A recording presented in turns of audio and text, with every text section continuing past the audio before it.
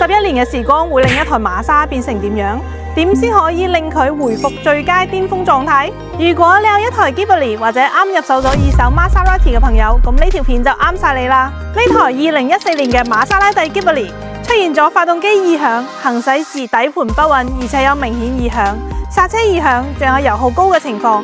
嚟到港珠澳瑪莎拉蒂服務中心，經過我哋師傅檢查，發現正時鏈板老化碎裂，正時鏈輪磨損得好犀利，發動機積碳、皮帶輪鬆曠異響、皮帶老化，加埋車輛存在長期保養不當嘅情況，車主決定今次直接更換全車油水。其實一開始車主都估唔到有咁多問題，台車發動機異響咗2個月先決定嚟檢查。大家一定要按照標準指引好好保養自己台愛車，咁先至可以延長使用週期，減少不必要嘅維修支出。咁而家我哋就開始整備呢台車啦。第一步，更換正時鏈條鏈板。哇，原車嘅鏈輪磨到咁樣，最蝕都喺機油濾芯裏面。好彩車主嚟得及時咋，唔係都幾麻煩啊。2步，清理氣門積碳，咁樣可以有效降低油耗。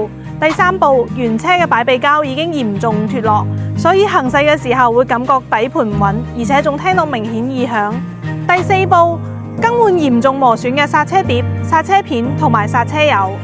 第5步，更換機油、波箱油、差速器油等。做完以上工序之後，台車精神晒，再為情緒價值加滿分，直接升級一套極具運動感嘅21寸鍛造輪毂。所有整備完成之後，仲需要進行試車，確認車輛行駛平穩，冇晒異響，清清爽爽。